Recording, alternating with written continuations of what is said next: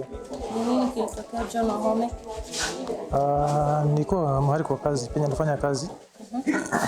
That was on 1st of this month. So it is on a restaurant. So nikiwa pale nikaamua kutengeneza kitu kidogo.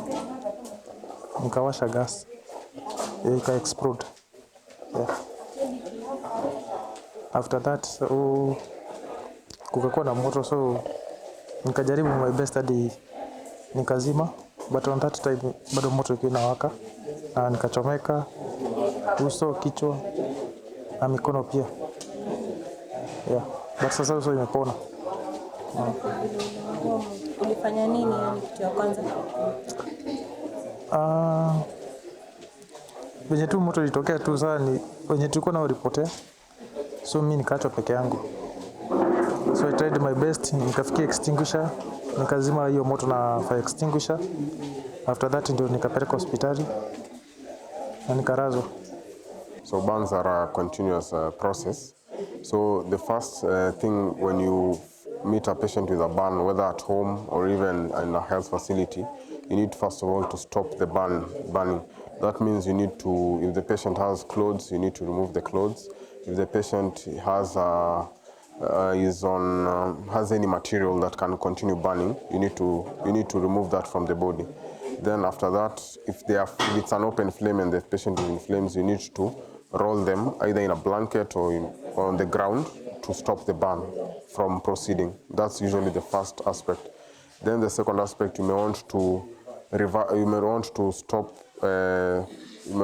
the continuance of the burn by, if it's an open flame, you want to dip it in cold water. Just cold water, clean cold water. If you don't have clean water, it's advisable not to proceed with that. Then once they come to the facility at casualty, we usually just assess the burns, the extent of the burns in terms of body surface area, in terms of the depth of the burn. From there we assess the treatment, what will go on with the treatment. Will it heal by dressing?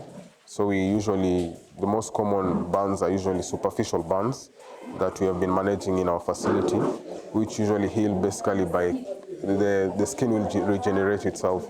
So at that point, you just usually dress the surface area to avoid any cold. This is a patient who is at high risk of getting infections because now the skin function has been breached. So you want to stop infections, you want to stop them from losing fluids, you want to stop them from losing their body, the minerals in their body, we call them electrolytes. You want to stop them from losing that. So what happens is that you just give them a full aspect of, you're not only treating the burn, you're treating the patient. So that you give them fluids to ensure that they're not losing as much. You're replacing what they're losing. You want to keep them warm.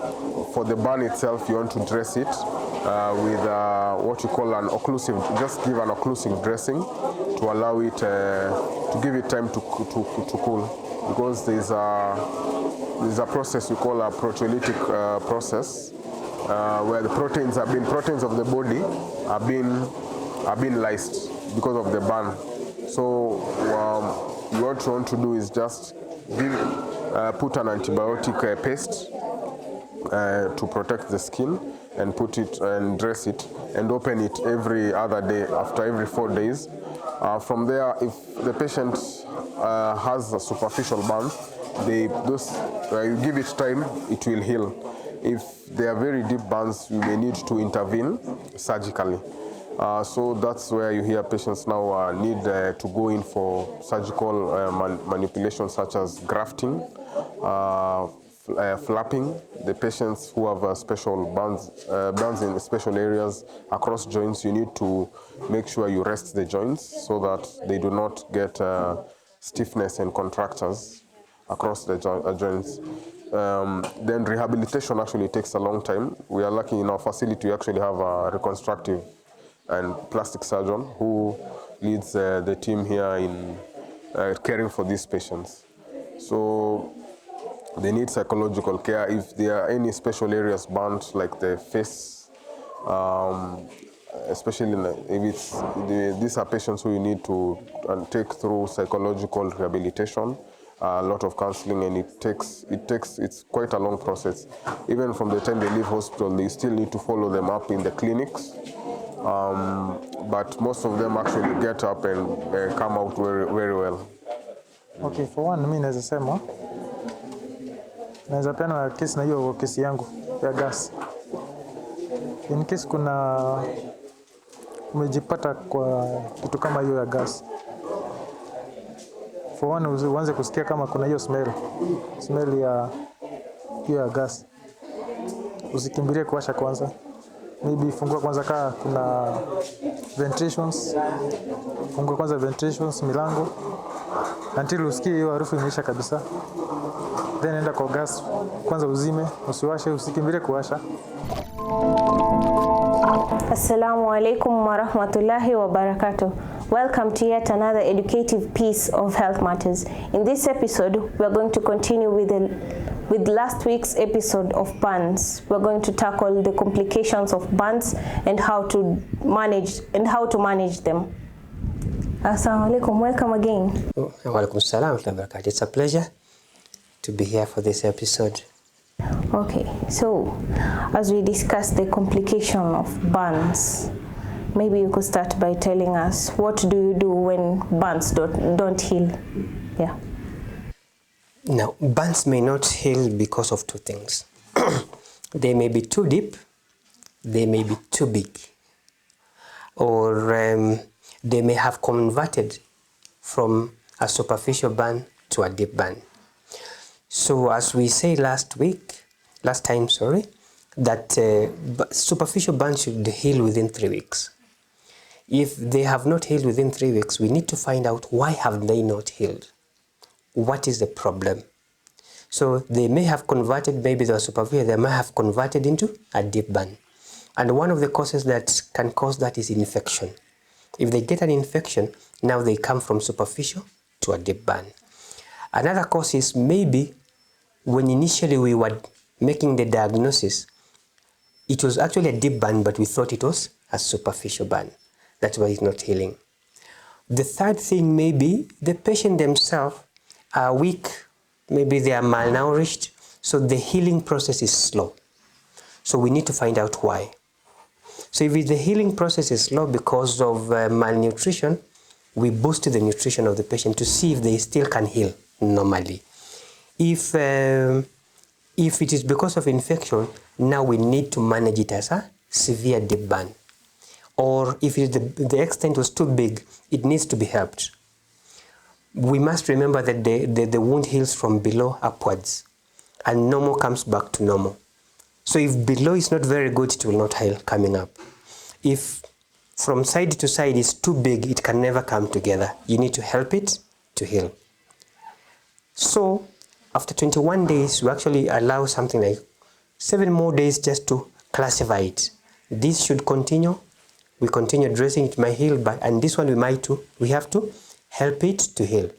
That's why we have to do what you call skin grafting. We need to look for a cover to look for the skin. And what is that skin grafting? Now, skin grafting is a technique, it's a plastic surgery technique where we get skin from one part to put to another part. For example, if I have a burn on my hand, we get skin from the thigh and put it on the hand. Because it's my skin, the body will not notice any problem. What it will do, it will allow now that burn to heal within 7 to 14 days. It will heal. A burn which would have stayed there for a very long time. So that is skin grafting, is mainly just taking skin from one side of the body and covering that, keeping the defect. What we tell the patients when they come, we tell them we are going to put a kiraka from one part of the body to the other. Yes. Okay, and there's an advancement I've seen, let's say in the European countries, whereby you get scales from fish to cover up the burn. Is it done in Kenya actually, and how does it react? Because it's a different type of That is very true. material you're putting on top, or skin, yeah. Yeah, very, very nice, very interesting question.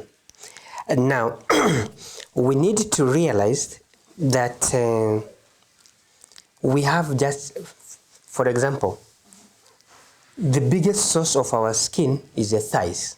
We get the skin from the thighs. Suppose the burn is so severe it has burnt both thighs. I may not get anywhere to get skin from. So what we normally do is we get what we call skin substitute. What a skin substitute will do, it will cover the burn and allow us time for the body to heal itself. Usually when you get a skin substitute, the body will reject it within 30 days. So you have only 30 days with it. Within that time, you need to work very hard to improve the nutrition so that the body can heal itself. Those are just called skin substitute. So this fish scales or fish skin is part of the skin substitute. People use skin from the pig skin. People use skin from the cow skin. People use skin from dead people. We call it cadaver skin. In fact, in Europe, what happens, we have organ donors. People say, when I die, take my skin away. So they can use that to cover burns.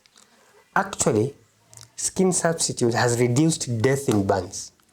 Because you can imagine if I am burnt 3/4 of my body, if I don't get a skin substitute, I will not have anything to cover myself. So all these come into the category we say skin substitutes. But these ones are usually rejected by the body within 30 days. They are rejected by our body. They say, now this is strange now. I have to reject it. But we pray within 30 days you have done a lot to try and bring this patient up. In Kenya, we don't do that as such. We have not got to the level. But what I practice here, we call it allograft. Allograft is, for example, one of the children we have interviewed today, we actually borrowed the skin from the mother because the baby had been burnt too much. Didn't have any skin. The baby was going, they were deteriorating the health. So we actually took the skin from the mother's thighs and gave to the baby. But you see, still it's a foreign thing to the baby. We'll still reject it within some time. But within that time, it has allowed us to build the baby's nutrition, to build the baby's health, so that we are able now to harvest some skin from the one side to put now on the burns. Okay, and when you take, let's say, like the mother's skin, what is the mother is left with what? Usually when you are getting a skin graft, even from yourself, you know we are actually leaving one wound there to bring the other one. But we don't take the deep, with the machines we use, we just take the superficial skin. So it will heal like a superficial burn. It will heal from below. It will heal very nicely. It granulates like a superficial burn. And this one you put to where the wound is. Even now the mother, if you look at her, she has healed like she had a small superficial burn on her thighs. That's how she has healed. So it just leaves a small scar? It leaves what we call a superficial scar. Okay, and there are people who get burnt on special areas, eyes, ears. What do you do? How do you tackle that? Those are very, very complicated burns. You can imagine if you burnt the nose. Yeah? There's the emergency part of it, first of all, to just get you to open somewhere you can breathe in. If you burn the mouth, we see children eating electrical things and they burn the mouth. There's some people who burn the ears and actually the ears go away. Okay? Those ones need what you call reconstruction. We need to reconstruct them. Some people burn the eyes such that these lids cannot close. Their eyes remain open completely. Those ones need what you call reconstruction. We need to reconstruct them. So first of all, they get out, they heal first of all, the burn heals. Then after healing, we do now plastic surgery to try and reconstruct. The eyes, if they are left open, it's an emergency because if your eye doesn't blink, when you talk, we normally blink. By blinking, we are protecting the eye. Burnt skin will leave the eye open continuously. So those ones at an emergency, we go and release And actually, once we release, we close the eyes with a stitch and put a skin graft to try and make sure that we protect the eye. Sorry, because if this eye is exposed for more than 10 days, you get permanent damage to the eye and they might lose the eye. Okay? The nose and the ear and the mouth we reconstruct later. We do what we call plastic surgery. We need to construct this, we need to construct this. Sometimes you can get from the forehead, sometimes you can get, we need to do plastic surgery to reconstruct. Now, the areas which are a bit tricky, the joints. Yeah, the neck, the hands, the legs, those are very tricky. We need to release them. First of all, is to prevent this contracture, the way it heals. We involve people called physiotherapists.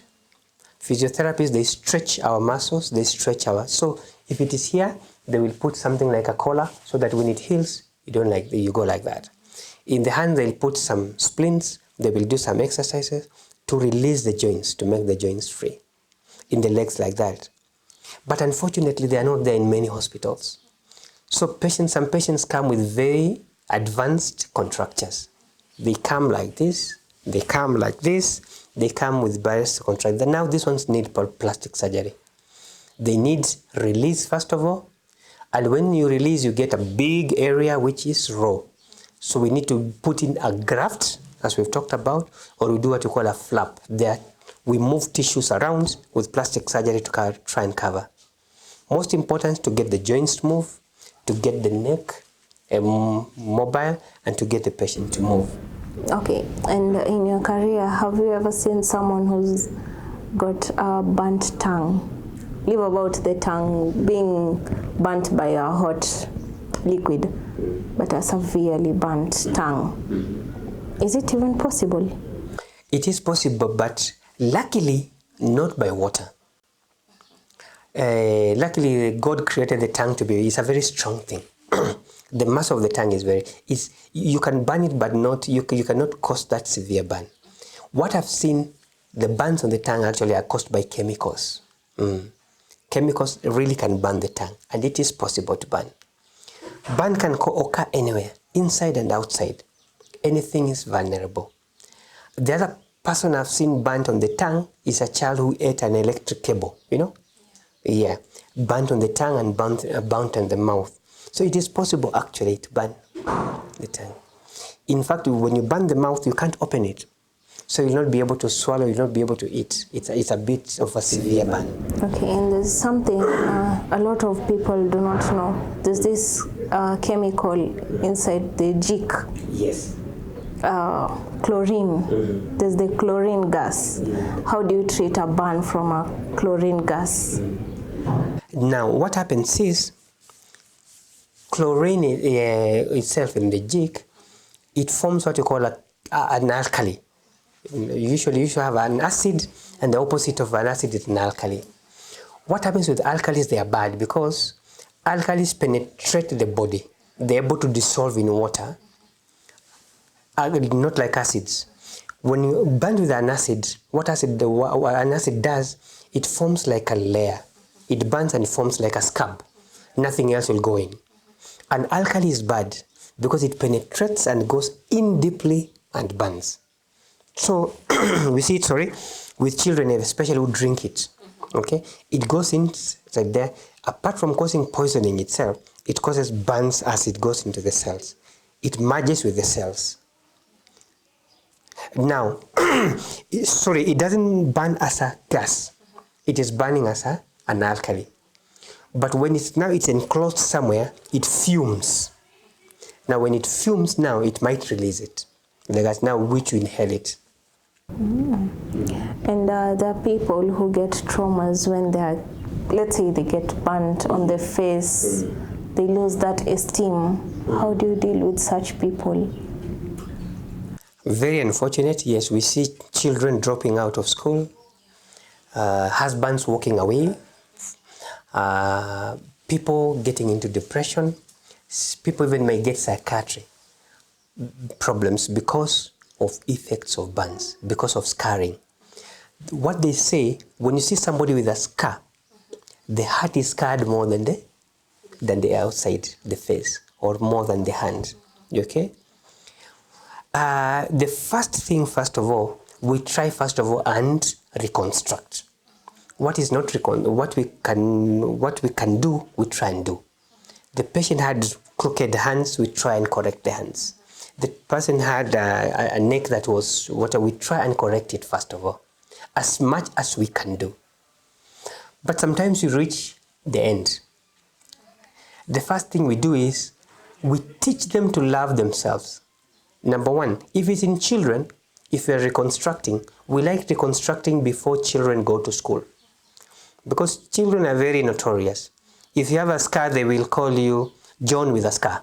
They will call you openly like that. So we try and remove anything before they go to school. But sometimes you cannot. The first thing is to teach them to love themselves. Number one, don't hide your scar. So when I meet anybody who comes to me and they have hidden their scar, I tell them, you are not my patient until you expose your scars. Number one, now that it will go into their head, this is my scar, this is me now, I'm dealing with myself. Number two is to go slowly with counseling and rehabilitation. Try to get them to function. If it is a hand that is not functioning, they'll be happy if it functions, even if it has some scar, but it can hold something, it can cook some food, they will be happy about it. But sometimes we really have to, like a burn. What we say, a burn that has stayed for more than 3 weeks doesn't need the doctor alone, needs many people. Needs the family, needs the counselor, needs the religious leader, needs many people to be coming on board, needs the nutritionist, needs everybody. So anybody with a scar, you don't need to treat them differently. They should be special. They'll be like anybody else.